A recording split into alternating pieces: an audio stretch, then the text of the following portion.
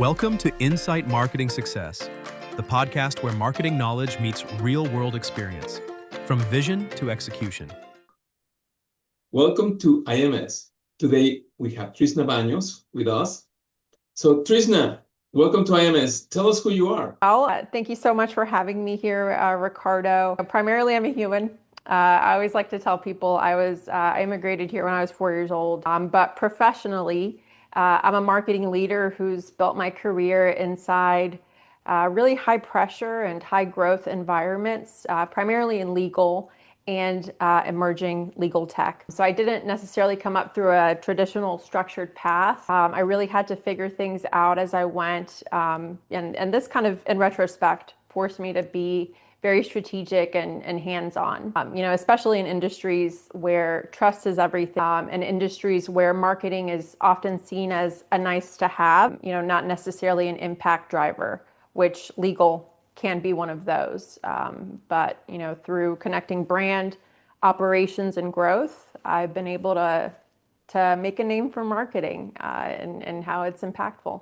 Wonderful. Tell us about your educational journey, where you graduated from, and many of my guests starting. So I had a guy who had a PhD in biology and ended up in real estate, So tell us about your journey. Yeah. In terms of educational background, I studied sociology, minor in marketing. I wanted to be a writer, and I still do, but I didn't have a traditional marketing path. That said, I've been in marketing for about 13 years. So my background really is just a mix of formal education and real world experience. And honestly, a lot of my learning really came from actually doing even if you graduated with a marketing degree 6 months ago, marketing changes so quickly, particularly with technologies that are coming out, what's popular now, what's not, what Google decides it's going to rank today versus the last update. So it's really a combination of my background, hands-on, and really just staying fresh, listening to podcasts like yours and listening to other marketing leaders and connecting with other marketing executives and seeing kind of what works. But really just the day-to-day in my experience. Okay. So Trizna, tell us about a marketing challenge you had in which you were even overwhelmed, and yet you came up, with a home run. Yeah, one of the biggest challenges that I faced was stepping into an environment with no clear systems, no centralized strategy, and really, really high expectations for performance. And that's a boutique catastrophic injury law firm, which is where I work now. I've been there for over a year and a half, coming on a year and a half. But there really wasn't any sort of structure, and oftentimes folks come in and just launch campaigns, and that can only take you so far. But if you don't build the systems within that, if you don't build the brand and make sure that it's cohesive across everything, it's not going to work. It's not going to be a brand. So really, I just focused on aligning intake, messaging, and visibility so that marketing wasn't operating sort of in a silo.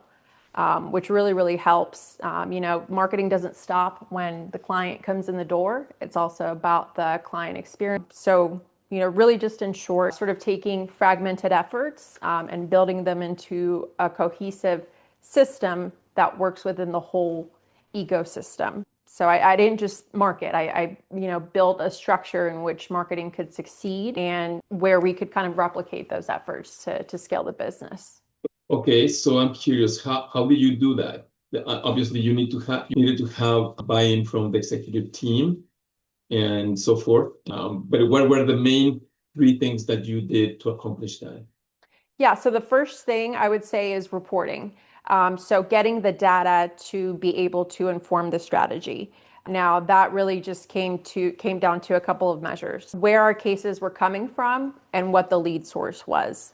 A lot of folks are kind of banking on referrals and wanting referrals to scale, but that does not scale. So it was a mixture of that and really just getting to know the product. And for me, as I always say, the lawyers are the product. And so really getting to know each of our lawyers and what made us as a law firm different. And a big part of that was, coming up with campaigns that sort of enhance trust. So client testimonials, big thing, but doing them in a slightly different way. So we had obviously the client testimonial part, but we had our attorneys as well sort of talk about the legal aspects of the case. But kind of to build on top of that, really just repurposing and making the most of every piece of content. Meaning, if we get some earned PR, we're gonna download that video from the news, put it on our YouTube so it's there forever, and then also put it on our website, do a social media post. So again, creating systems where we can make the most of what we have. And then also largely really just organizing our SEO. A lot of historically, we were doing just blog posts, but that isn't necessarily going to get a client in the door. So that's where I made use of our videos and really just kind of narrowing the focus to, instead of many practice areas, really just a couple of key practice areas in the cases that we want. Okay. So trying to implement, it sounds like you were very efficient with the ads and any marketing things. Did you also implement a sales funnel for the whole strategy? So so when it comes to a law firm, the sales funnel traditionally really varies on the case type. So for example, a medical malpractice case, from the time we sign the client to the time we actually know it's a case, sometimes it can take about 3 to 6 months. Now, when it comes to a personal injury case, really the biggest thing is bringing in the police report, proving liability. So that takes a little bit shorter of a time, but really just kind of refining the lead to sign. So getting in touch with our intake team and just making sure that not only they were making that outbound call, connecting with the client, but also getting them in the door rather quickly. So another part as well is client appreciation. A lot of our clients send us our cases. So part of that was kind of making them seen. We have lots of tickets, lots of partnerships, and we kind of offer that up to the client. So kind of, if that answers your question. Yeah. How do you approach storytelling in your brand communication? So storytelling is absolutely everything. And I think a big part to make it clear, especially to the audience, is taking into account and also employing storytelling frameworks. So a big one that's quite easy is the before and after. A lot of people also know the hero's journey. You've got world, you've got a challenge, struggles, breakthrough, transformation. Another framework that I really like is the problem, insight, and solution, which we definitely used a lot. But just another framework, because I really like it, is the ecosystem sort of framework when explaining something, because it really gets people in a mindset. So for example, for our clients, it's oftentimes, one of the worst days of their life when they're calling us because they've suffered some sort of injury. So you really have to build that rapport with the client, generate trust, but also make them kind of feel heard. And a big part of that are these very nice testimonials that we do. I also have an interesting campaign that I'm developing called a case X-ray. So it's basically just kind of a mini case study. There are going to be videos, but they're also going to be sort of like a graphic component. But it's really kind of based on our ideal client. And there's several different ideal clients, but they're all based on the kind of injuries that they've had. And so really just kind of sharing the realities of what it looks like when, you've had someone negligently hit you because they were texting on the freeway and you were just going about your way. Well, now all of a sudden you have a ton of medical bills. How do you deal with that? And really just sharing real life. Okay, fantastic. What is the biggest trend you see today in marketing in your industry? We can't talk about big trends without talking about AI. Specifically agentic AI. It's kind of taking over everywhere. And honestly, legal is one of the last places often to want to adopt any sort of technological advances. And I'd say the reason is twofold. It's because there's actual humans that are working the cases. So when you try to implement any kind of streamlining with AI, there's always the hiccups. There's always the people who want to do it the old way. So you really have to kind of marry that. And, a big part bringing AI into legal for me was talking to the folks who are very anti it. Why do they not want something that would make their jobs easier? For example, just a simple integration that caused a lot of friction, but there is going to be adoption pains to any time you implement any kind of new technology. Same thing with the agentic AI. Do I think that they're going to replace lawyers or marketing leaders anytime soon? Not necessarily right now. But when it comes to processes that can be automated and built on the back end, absolutely. Yeah. I'm with you. I agree 100%. And then what you talked about is change, right? People don't like change, and so you have to make things different. But certainly, AI can give you efficiency and productivity that is quite powerful. It's all about how you use it too. I always tell people who are new to AI, it's all about the prompt. You really, really have to be very specific with the inputs that you put into it. I've got a couple of personal GPTs going, but one of them I've listed my favorite authors. And when I'm trying to work through a problem, it already knows my favorite authors, my favorite thinkers, and I use it to kind of brainstorm creative ideas, but specifically within that context. So, hey, chat, tell me what Jean-Paul Sartre, Simone de Beauvoir, and Jim Morrison have to say about agentic AI in legal or whatever problem I'm trying to work through. No, it's very powerful. I gives it to you in 2 seconds. All right. Who will benefit the most from the company services that you provide? Yeah, I would say, organizations that are ready to move kind of from scattered marketing to a more integrated and strategic, especially in industries like legal, growth isn't just about visibility. It isn't just about getting your brand out there. It's aligning your brand with the client intake and experience, the client experience to really build trust and drive high value cases or high value clients. So really, again, just building the systems first. And from that, building an ecosystem where everything talks to each other, the marketing, the operations. Once you get the client in the door, what happens next?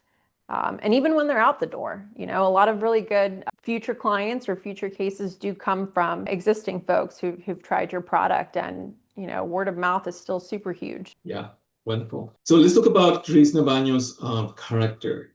Let's imagine that you go to a restaurant and you are in one of those booths you cannot see in front or behind you. But you suddenly realize that the people behind you are talking about you, and this is your 3 best friends. What would you hope they say about you?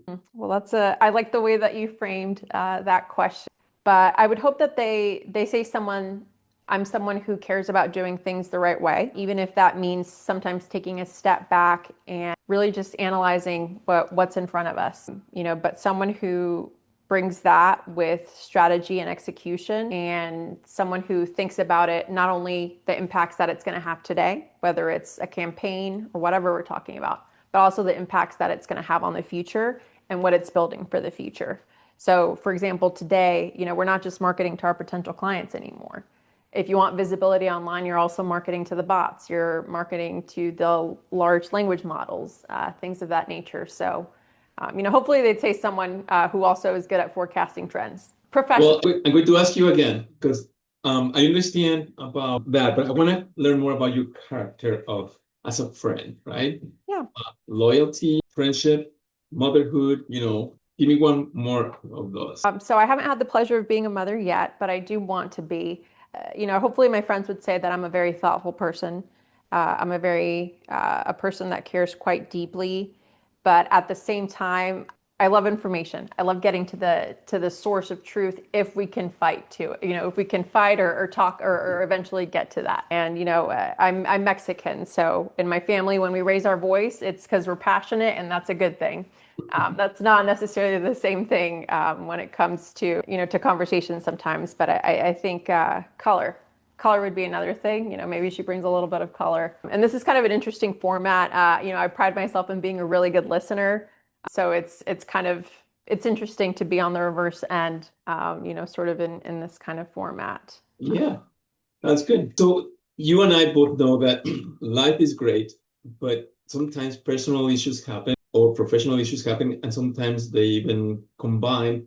and you can get up. How do you keep yourself grounded? What grounds you? Honestly, a little bit of kinesthetic movement. I'm a professional. I work in front of a computer very often, so kind of counterbalancing that, and doing some rhythmic dances, or I do yoga as well, which is nice. But also on the kinesthetic point, working with my hands. So I like to grow orchids. A lot of people, know that they're my favorite flower. They give them to me as gifts. And people think that once the flowers die off, the orchid is dead. That is not the case. You can certainly bring them back to life and rebloom them, although it takes a lot of patience, sometimes 6 months, sometimes a year. Another final thing, I think, really just giving my brain some brain food. And I'm not talking about mindless scrolling. Maybe on LinkedIn, it feels a little bit professional. So you're like, it's kind of work. But actually intaking that really blows your mind, or something that kind of gets your creative juices going, because true creatives, they draw inspiration from everywhere. So a lot of the items that I read, that I see, even just out in the wild, a really good ad that has nothing to do with my industry, but I'm like, wow, that's good. Take a picture. Let's check out the science behind it. So one of my favorite questions is, what's the latest thing that blew your mind? And it's a tricky question to ask and to answer, but for me personally, there was a study that was done, and very, very simple study. So there were two groups of participants. They did not know what was going on. All they were told was, hey, you have to smell box A and tell me how you feel. Smell box B, tell me how you feel. And what they didn't know was that box A was a sweat rag from someone who was running on a treadmill. Now, box B was sweat from someone who was skydiving, tandem skydiving, 10,000 feet. And what they noticed was, after people smelled box A, they felt, okay, whatever. After they smelled box B from the tandem skydiving, they were like, I don't know why, but I feel a little bit more stressed out, a little uncomfortable. And it's something that it's a significant study. It's reproducible. But what it really taught me was, wow, okay, stress is contagious. And I think as leaders, especially when leading a team, vendors, sometimes even, the lawyers, to get on board with something that you're working on, it's important to kind of see how you come off, because again, stress is contagious. I'd like to think the opposite is true too. Enthusiasm can be contagious. Passion, absolutely. Yeah. All right. So my last question is this. What advice would you give, given the wisdom you have today, giving to yourself when you just graduated from college? What would you whisper in your ear? I would whisper in my ear that, Trizna, you do not have to be superwoman. As in, you don't have to prove your value by carrying everything, saying yes to everything. Sometimes boundaries are key. Sometimes it is important to go out and solicit or ask for help. Just a brief story. When I came back from kindergarten, I had questions about my homework, but I also knew my mom did not know the language. And so I kind of figured it out all on my own. And that's kind of a trait that has carried throughout my professional career. I like to think I'm Wonder Woman. I'd rather figure it out by myself than have to ask for help. But I'd say it's that, not carrying the whole load over on your shoulders is key. Thank you very much for being part of IMS. Enjoy your conversation very much. Look forward to collaborating with you in the future and getting to know you better. Awesome. Again, thank you so much, Ricardo, for having me. It's been a pleasure. Thanks for listening to Insight Marketing Success, where marketing knowledge meets real-world experience, from vision to execution.